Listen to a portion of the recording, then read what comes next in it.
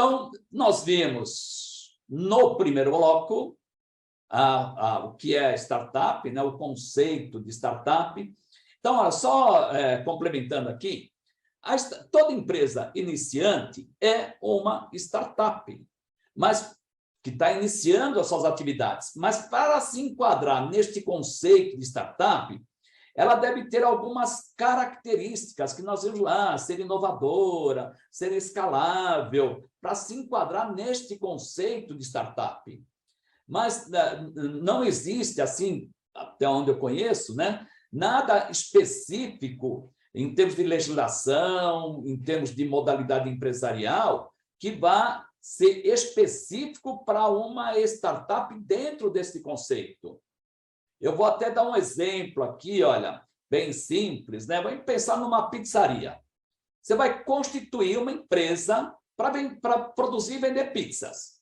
Poxa, tem milhares de pizzarias no Brasil. Então, não é uma ideia nova, mas é uma empresa nova. Mas a ideia é velha. Então, essa empresa que você vai constituir, essa pizzaria, ela é uma startup porque ela vai iniciar as suas operações, mas operações relativas a quê? A um negócio antigo. Mas vamos supor que você vai fazer uma pizzaria diferente. Você vai fazer uma pizzaria em que o cliente vai chegar lá, ele vai receber um disco de pizza, ele vai passar no local que tem os ingredientes lá para ele montar a sua pizza, montar a cobertura da sua pizza. Então, isso aí é diferente.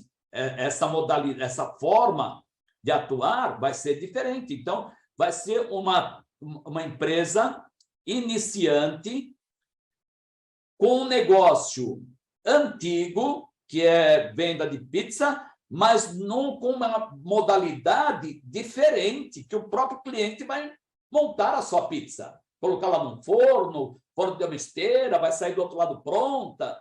Então, aí se enquadraria como startup, por ser algo inovador. Um negócio velho numa modalidade de execução nova. Então, se enquadrou como startup, mas a constituição societária, a questão que nós vamos ver aqui, tributária, contábil, é tudo igual. Okay? Então, vamos falar agora sobre regimes tributários, que basicamente nós temos Simples Nacional, lucro presumido, lucro real, e a escrituração contábil, abordando aqui aspectos de obrigatoriedade e benefícios, livros contábeis, que é o Diário Razão, e as demonstrações contábeis. Então, primeiro, olha, regime tributário. Nós temos o Simples Nacional, que pode ser abordado aqui por uma MEI, por uma microempresa, uma limitada, com faturamento bruto anual de 4,8 milhões. Então, para se enquadrar no Simples, o faturamento anual tem que ficar limitado aqui a 4,8 milhões, que é relativamente algo, né? Alto para uma empresa aí iniciante. O Simples é um recolhimento único calculado sobre o faturamento da empresa, que ele engloba, então, os impostos federais, as contribuições aqui do INSS, a questão patronal, se for uma indústria, também o IPI, o ICMS aqui estadual, o ISS municipal, ou seja, ele é aquela ideia, né, que a gente vê falar muito aí de imposto único, né? Então, é um imposto único. E aí, um único recolhimento, aí o órgão arrecadador, o governo federal, faria a distribuição desse valor aí para os estados, para os municípios, né, de acordo lá com as alíquotas. Então, a gente sabe lá que no Simples Nacional, dependendo do ramo de atividade, tem alíquotas diferentes, e se você verificar lá, tem toda a distribuição daquele valor lá que foi calculado para onde vai cada parte desse valor. Então, o Simples Nacional aqui seria essa ideia de imposto único, né? Abordando aqui todos os impostos e contribuições, né? Com o objetivo de, como o nome diz, simplificar, né? Aí a empresa pode estar o quê? No lucro presumido. Lucro presumido, aí é quando a empresa pode ter um faturamento máximo de 78 milhões, né? Muito alto mesmo, né? Não tem mínimo, só tem máximo, né? E ele engloba o quê? O imposto de renda da pessoa jurídica e contribuição social, calculados sobre o faturamento de acordo com a presunção de lucro da atividade. Então, de acordo com a atividade, o governo presume que um percentual de lucro. Então, que pode ser maior ou menor, se é comércio, se é indústria, se é serviço. Então, aí, o governo presume um lucro. Então, por isso que é chamado lucro presumido, né? Diferentemente do lucro real, porque no lucro real, a tributação vai ser o quê? Aqui é quando a empresa tiver um faturamento anual superior a 78 milhões, ela vai ter um imposto de renda e contribuição social calculado sobre o lucro líquido contábil, que a gente vai falar no próxima parte aqui, ó, de contabilidade. Mas esse lucro líquido contábil será ajustado pelas adições e exclusões. O que será uma adição? São despesas não dedutíveis, exclusões, receitas não tributadas, previstas no regulamento de imposto de renda da pessoa jurídica. Então, muitas vezes, né, a gente olha assim, poxa, o que é melhor para a empresa, né? É lucro presumido ou lucro real?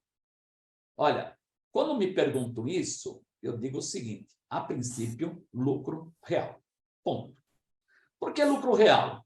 Porque a empresa vai pagar imposto proporcional ao seu lucro. Se tiver muito lucro, pagar muito imposto. Se tiver menos lucro, pagar menos imposto. E se tiver prejuízo? Além de não pagar imposto, ainda poderá compensar esse prejuízo com lucros futuros. Já no lucro presumido, voltando aqui, olha, o governo presume o lucro a partir do faturamento. E nós vimos, por exemplo, na pandemia, muitas empresas tiveram uma queda bruta no seu faturamento. Então, pelo lucro presumido, pagaram menos imposto. Sim, só que se ela apurar o seu resultado contábil, vai ver que ela teve prejuízo. Então, teve prejuízo contábil, mas teve lucro presumido pelo governo e pagou imposto.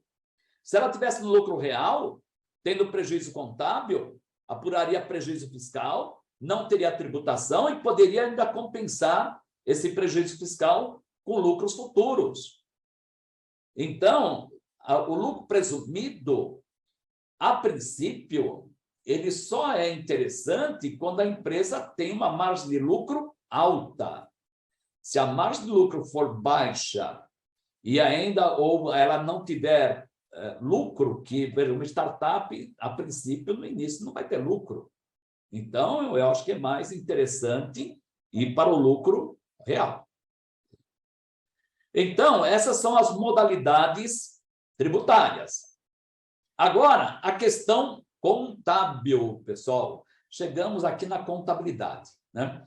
Então, como nós falamos lá no início, né? Então, lá no início, a contabilidade é uma ciência que estuda os fatos decorrentes das operações da empresa e identifica o efeito que essas operações provocam na posição e no desempenho da empresa, gerando o quê? Uma informação útil. Para quem? Nós temos basicamente dois tipos de usuários, os internos, que são os administradores, e os externos, que são quem? Os stakeholders, as partes interessadas, os investidores, os credores, os financiadores da empresa. Então, olha, obrigatoriedade. Então, a gente ouve, pessoal, às vezes, alguém falando assim, não, se a empresa estiver no simples ou estiver no lucro presumido, não precisa ter contabilidade. Poxa, isso é um absurdo, entendeu? Porque não tem nada a ver uma coisa com a outra. Não tem nada a ver a escrituração contábil com o regime tributário. O único regime tributário que exige contabilidade é o real. Mas não é porque o presumido e o simples não exige contabilidade que a empresa está desobrigada de ter contabilidade. Porque, como eu já falei, né, a contabilidade vai muito além da questão tributária, vai muito além, que é o que nós vamos ver aqui, olha. Mas a questão da obrigatoriedade, olha, o Código Civil Brasileiro, no seu artigo 1179, ele determina o seguinte, o empresário e a sociedade empresária. Quando fala empresário, está se referindo ao empreendedor individual, à empresa individual, ou à sociedade empresária.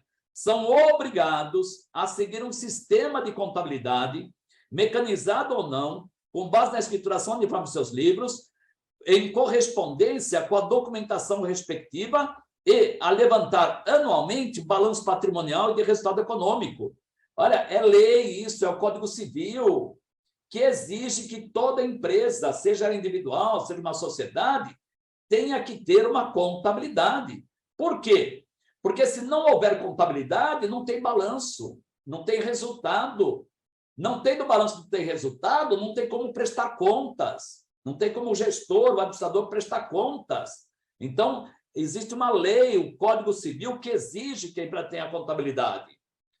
Ah, mas isso se aplica a toda empresa? Tem exceção? Tem. Ó, o parágrafo 2º desse artigo determina que é dispensado das exigências deste artigo o pequeno empresário, a que se refere o artigo 970. O que é o pequeno empresário? Olha, a lei assegurará tratamento favorecido, diferenciado e simplificado ao empresário rural, aquele pequeno produtor rural lá, que tem um sítio lá, alguma coisa assim, e ao pequeno empresário quanto à inscrição e aos efeitos daí decorrentes. Ou seja, o pequeno empresário está dispensado de ter uma escrituração contábil. Mas quem é esse pequeno empresário? Aí tem a lei complementar 123, que definiu pequeno empresário, né, que é aquele empresário individual que tem uma microempresa, ou seja, o MEI, o microempreendedor individual. Então, se for MEI, que nós vimos lá no bloco anterior, aí ele está dispensado de ter uma escrituração contábil. Veja, ele está dispensado, mas não está proibido. Então, pode e, na minha opinião, deve ter uma contabilidade, mesmo que não seja obrigado legalmente. Então, nós temos isso aqui, olha. A lei complementar aqui, ela define, então, né, que o microempresário individual é aquele que, originalmente, aqui era 60 mil, agora está em 81 mil, o faturamento máximo, que é o que nós vimos lá anteriormente. Então, esse microempreendedor individual, ele está dispensado legalmente de ter uma escrituração contábil. Mas, se não for microempreendedor individual, ele está obrigado a ter a contabilidade. Né? Assim, bom, e se não tiver? Aí vamos ver aqui na sequência, né? Quais são os benefícios, na realidade, né? E eventuais penalidades de a empresa não ter uma contabilidade. Então, primeiro aqui, ó, benefícios. Então, aqui, ó, colegas profissionais da contabilidade, nós temos que orientar esses empreendedores da obrigatoriedade, do benefício, das vantagens de ter uma escrituração contábil para começar essa empresa já na forma correta. Essa startup já tem que começar a iniciar suas atividades, suas operações de forma correta. Então, a escrituração contábil, além de registrar os fatos e permitir o controle e a tomada de decisões e a prestação de contas pela administração, também é útil para. Então, olha, tendo uma escrituração contábil, nós temos o registro de tudo que aconteceu na empresa. Isso é controle. Aí vamos ter informações, saber o que temos a receber, o que tem a pagar, qual o resultado. Então, para que tomemos decisões e também para que o gestor possa prestar contas. Então, nós temos, por exemplo, olha, se não tiver escrituração contábil, não tem demonstrações contábeis. Você não pode montar um balanço da empresa. Falar assim, deixa eu ver, quanto tem no caixa, quanto tem no banco, vou montar um balanço. Não pode. Tem que ter uma escrituração contábil. Se não tiver escrituração contábil, não tem demonstrações contábeis, que é o documento por meio do qual o administrador vai prestar contas ao gestor, aos sócios, aos stakeholders. Distribuição de lucros. Como é que vamos distribuir lucros se não soubermos o lucro? Se não tiver contabilidade, não sabemos o lucro. Como é que vamos distribuir? Não pagar imposto de renda, se a empresa estiver no lucro real, quando apurar prejuízo fiscal. Então, aquilo que eu falei para vocês, no lucro real, se tiver lucro, paga imposto. Se não tiver lucro, não paga. Mas, para isso, tem que saber o lucro. Então, aí tem que ter contabilidade. Poder compensar prejuízos com lucros futuros. Como eu falei, no caso da pandemia, né? Muitas empresas tiveram prejuízo. E se elas estavam no presumido, tendo faturamento, pagaram imposto. Se elas estivessem no lucro real, tendo uma escrituração contábil completa, confiável, aquele prejuízo fiscal contábil e fiscal que eventualmente ela tenha nesse período de pandemia, ele poderá ser compensado com lucros que esperemos que ela venha a ter daqui para frente. Também, comprovar em juízo fatos cujas provas dependem de uma perícia contábil. Às vezes ela se envolveu num litígio aí, cobrando de alguém ou sendo cobrado, que vai envolver uma perícia contábil. Então, tem que ter contabilidade. Contestar reclamações trabalhistas, cujas provas também dependem de perícia contábil. Então, às vezes, o ex-colaborador está fazendo cobranças lá absurdas da empresa e ela tem que comprovar que ela não deve isso por meio de uma perícia contábil. Se não tiver escrituração contábil, como é que vai ter isso? Requerer recuperação judicial por insolvência financeira. A gente espera que a startup dê certo, cresça, né? Tenha lucros, mas tem um risco envolvido. E se isso não acontecer? E se ela precisar entrar com recuperação judicial, decretar falência, se não tiver contabilidade, não será possível. Isso aqui, pessoal, é importantíssimo. Olha, evitar que sejam consideradas fraudulentas as próprias falências, sujeitando sócio e administrador às penalidades legais. Ou seja, numa sociedade limitada, de responsabilidade limitada, a responsabilidade do sócio é limitada ao capital, desde que ele comprove que não houve fraude, que não houve má gestão, que não houve confusão patrimonial. Para isso tem que ter contabilidade. Então, a empresa ela não tem recursos, não tem dinheiro para pagar os credores. Os credores entraram com uma ação cobrando a empresa não tem dinheiro para pagar. Aí o juiz vai chamar o administrador da empresa e vai perguntar, escuta, por que a empresa não tem dinheiro para pagar? Ah, seu juiz, porque o negócio foi mal, olha, pandemia, quebramos. Prova isso. Como é que ele vai provar? Apresentando as demonstrações contábeis. Não tem demonstração contábil, porque a minha empresa estava no Simples e me disseram que não precisava ter contabilidade. Olha, aí o que o juiz faz? Descaracteriza a personalidade jurídica da empresa e passa as obrigações para seus sócios, administradores e tudo mais, entendeu? Então, é importantíssimo que a empresa tenha essa escrituração contábil para ter todos esses benefícios, inclusive aqui, né, no caso aí de uma falência, tal, né, que os sócios não respondam pelas dívidas da empresa. Tá? Também mensurar o valor da empresa para fins de restituição de capital ao sócio que se retira ou vende suas cotas. Poxa, a sociedade é constituída para que seja perene, né? Mas você sabe que as circunstâncias mudam. E aí, de repente, um sócio quer se retirar da empresa, quer vender suas cotas. Qual o valor disso? Então, tem que ter a escrituração contábil. Né? E aqui também comprovar a legitimidade dos créditos em caso de impugnação de habilitações feitas em recuperação judicial ou falência de devedores. Então, a empresa tem um devedor que entrou em recuperação judicial, ela tem que se habilitar esse crédito. Tem que comprovar que tem direito ao crédito. E comprovar isso por meio do quê? Da escrituração contábil. Então, para que aqui eu elenquei apenas alguns benefícios da escrituração contábil. Então, é muito importante que o empreendedor que vai constituir aí a empresa, a startup, tenha noção disso. E compete aos profissionais da contabilidade orientá-lo quanto a isso, quanto à importância dessa escrituração contábil. E já começar essa empresa fazendo tudo corretamente, tendo essa escrituração contábil.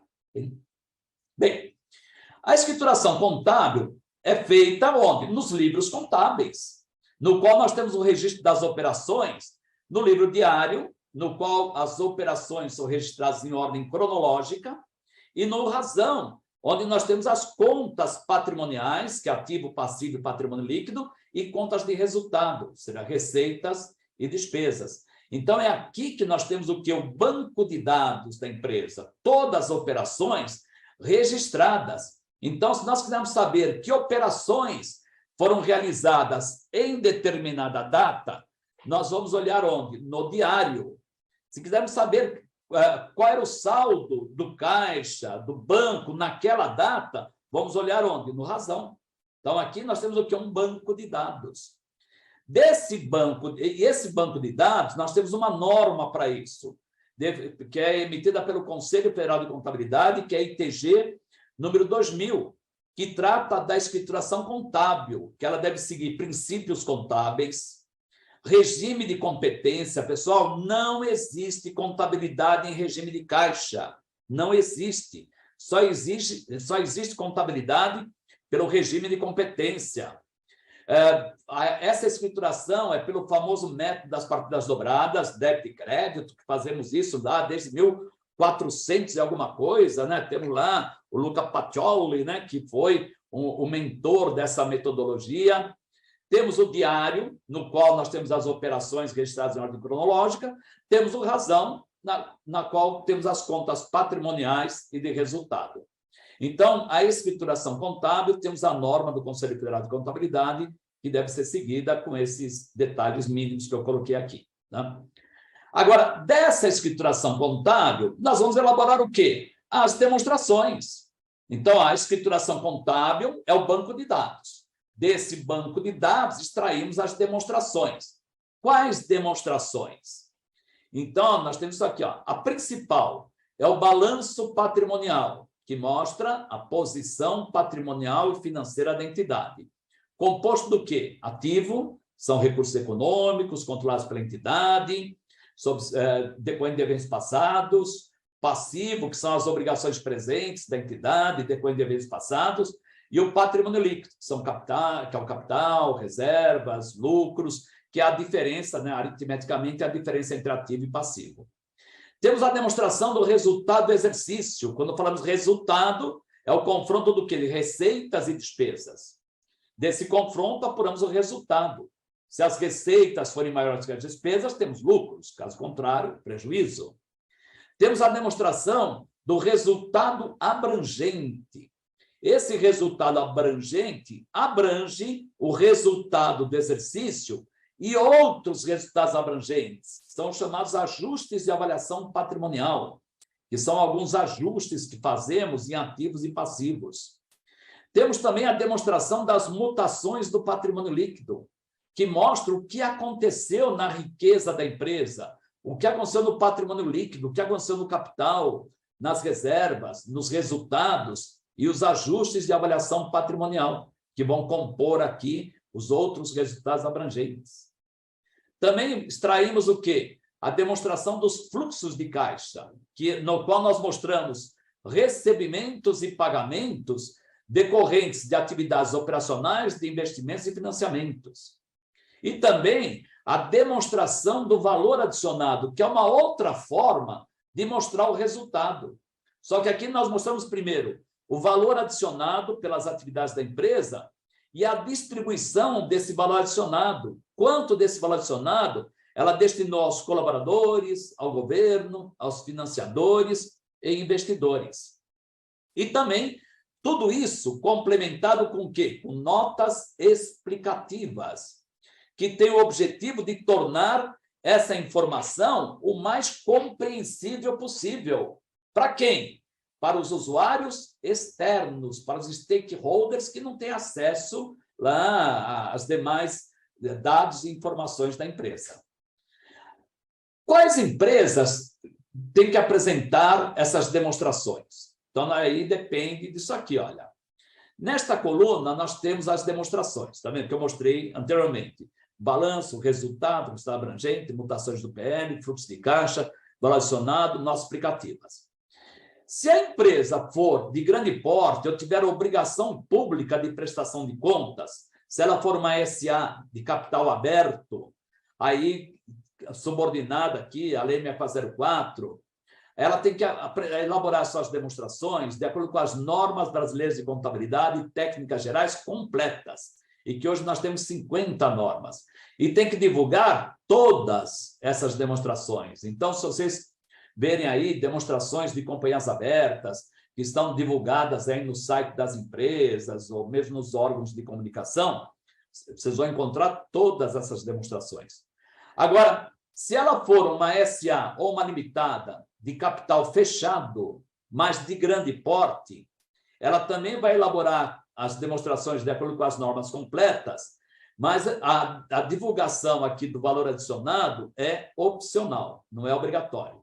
É opcional. Significa o quê? Que não é obrigado, mas também não é proibido. Ela pode divulgar. Tá?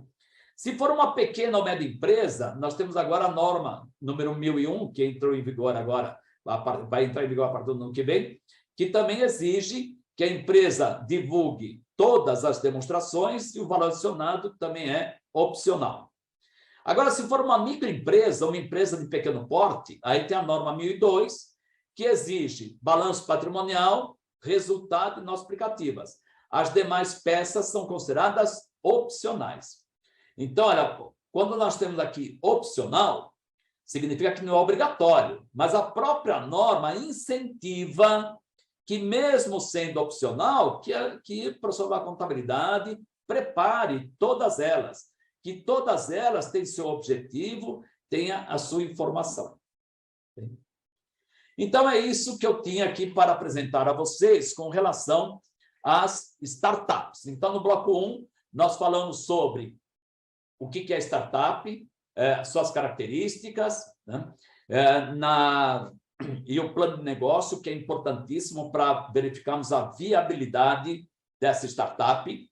No bloco 2, falamos sobre as fontes de recursos que vão financiar essa startup e, dependendo da fonte de recurso, a modalidade empresarial. Se vai ser empresa individual, se vai ser limitada, SA. Né? E no bloco 3, falamos sobre os aspectos tributários e também contábeis relacionados à startup. Então, muito obrigado pela atenção. Espero que essa apresentação tenha sido útil e vocês tenham aqui meus contatos para eventuais consultas futuras.